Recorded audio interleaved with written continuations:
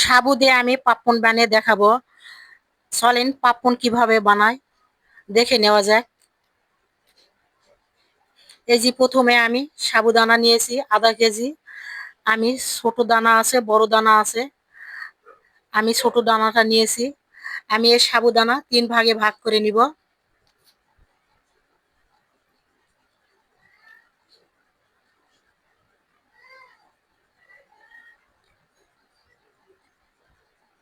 এই 3 ভাগ করে নিয়েছি আমি। একটা আমি সরাই রেখে দিচ্ছি, আর দুইটাতে আমি ফুড কালার মিশাবো। আপনারা চাইলে ফুড কালার নাও দিতে পারেন। আমি দিতাছি সৌন্দর্যের জন্য, দেখতে সুন্দর দেখাবে। চামচ দিয়ে নাড়াচাড়া করে নিচ্ছি, পানি মিশিয়ে দিবেন। আমি পানি দিয়ে মিশিয়ে নিছি। পানি যদি না দেন তাহলে কিন্তু এ পাপ্পন বানা যাবে না। আমি আরেকটা ফুড কালার মিশাচ্ছি, দিয়ে আমি নাড়াচাড়া করে নিচ্ছি। আমি পানি দিয়ে মিশিয়ে নিচ্ছি, আপনারাও পানি দিবেন, দিয়ে মিশিয়ে নিবেন। পানি না দিলে কিন্তু পাপ্পন বানা যাবে না। আমি 3টা ভাগ করে নিয়েছি। এই যে কৌটার মুখা আমি নিয়েছি, এই যে দেখুন এরকম কৌটার মুখা নিবেন, নিয়ে তেল ব্রাশ করে নিবেন। এই যে তেল আমি ব্রাশ করে কিভাবে নিতেছি দেখতেছেন। আমি এখন সাবুদানাগুলো সাজাই নিব। আমি কিভাবে নিতেছি আপনারা দেখেন, আপনারা এভাবে নিবেন। আমি সুন্দরভাবে দেখাচ্ছি, এটা না বোঝার কোনো কিছুই না। পাতলা করে নিবেন, যত পাতলা করে নিবেন তত পাপ্পনটা সুন্দর হবে। এই যে দেখুন আমি কিভাবে নিছি, একটা দিয়ে দেখাচ্ছি, আবার একটা দিয়ে দেখাচ্ছি আমি কিভাবে সাজায় নিচ্ছি।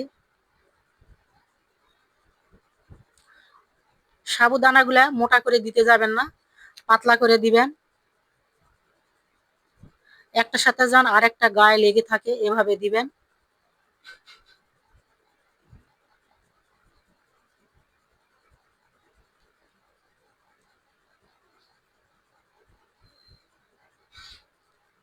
এই যে দেখেন কিভাবে আমি দিতেছি, এভাবে আপনারাও দিবেন। এই যে দেখুন আমার সাজানো শেষ হয়ে গেছে। আমি সবগুলা আমি সেজে নিয়েছি। দেখুন কিভাবে নিয়েছি আমি। এখন আমি চুলায় যাব। চুলায় আগে থেকে আমি একটা হাঁড়ি বসে দিয়েছি, হাঁড়ির মধ্যে পাতলা একটা কাপড় বেঁধে দিয়েছি পানিটা ভাপানোর জন্য। এখন আমি ওই পাতলা কাপড়ের মধ্যে আমি একটা একটা করে দিতেছি।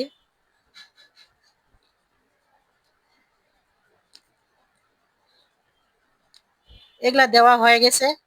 এখন আমি ঢাকনা দিয়ে ঢেকে দিব 10 মিনিটের জন্য, দিয়ে অপেক্ষা করব 10 মিনিট। 10 মিনিট পর ফিরে এসেছি। এই যে দেখুন আমার ভাপানো হয়ে গেছে। এখন আমি একটা ডিশনালিতে ঢেলে নিচ্ছি। এভাবে বাড়ি দিতে যাবেন না, আমি আপনাদের বোঝানোর জন্য আমি দেখাচ্ছি। এই যে হাত দিয়ে এরকম করে টান দিলে খুলে চলে আসবে, যেহেতু তেল ব্রাশ করা আছে। এই যে দেখুন আমি কিভাবে হাত দেওয়ার সাথে সাথে খুলে আসতেছে ইজি ভাবে। এই যে দেখুন ইজি ভাবে উঠে আসতেছে। এই যে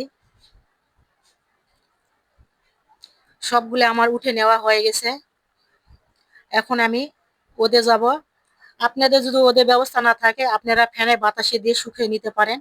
আমার রোদে ব্যবস্থা আছে, আমি রোদে শুকাইতে দিচ্ছি। শুকিয়ে নিয়ে আমি এসেছি। এই যে দেখুন, দেখুন কেমন হয়েছে। এই যে দেখুন আমি একদিন রোদে দিছি, একদিন রোদে আমার শুকিয়ে শুকিয়ে গেছে আমার। এখন আমি ভাজতে যাব। চুলে আগে থেকে আমি তেল গরম করে রেখে দিয়েছি। আমি এভাবে ছান্তা দিয়ে উল্টায় দিচ্ছি।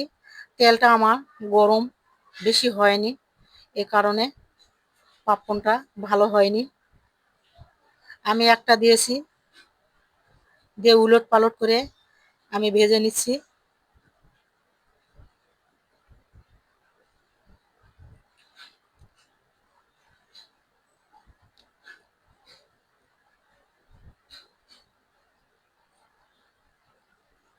ভাজা আমার হয়ে গেছে, আমি উঠে নিচ্ছি। আরেকটা দিয়ে আমি দেখাচ্ছি।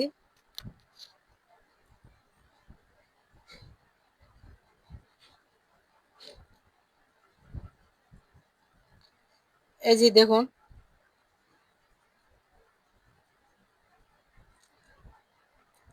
এই সান্তা দিয়ে চাপ দিবেন, যত চাপ দিবেন তত বড় হয়ে যাবে। আমি উল্টে দিতেছি, দিয়ে আবার একটু চাপ দিতেছি। এই পাপ্পনের চাপ যত দিবেন তত পাপ্পন বড় হয়ে যাবে।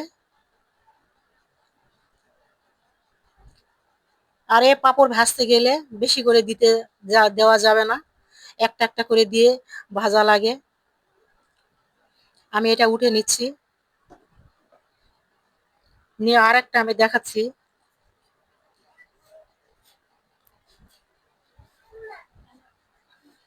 এই যে দেখুন, এই সান্তাতে যত বড়ি চাপ দিবেন, সান্তাটা যত বড়ি তত বড়ি হয়ে যাবে।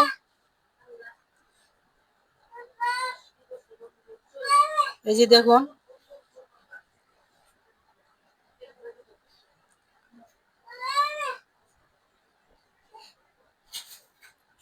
সান্তার থেকে ডবল হয়ে গেছে পাপ্পন। কতটুকু পাপ্পন কত বড়ি হয়ে গেছে।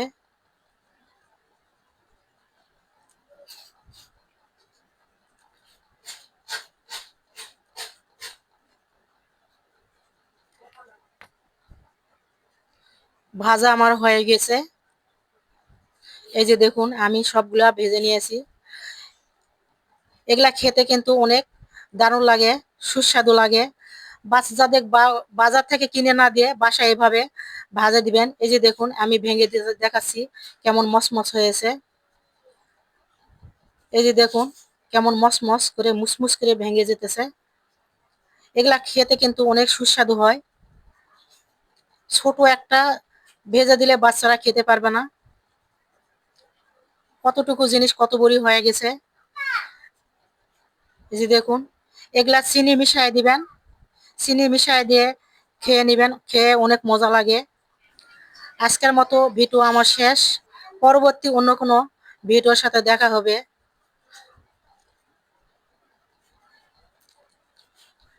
আমি চিনি মিশাই দিচ্ছি। আজকের মতো শেষ। আল্লাহ হাফেজ।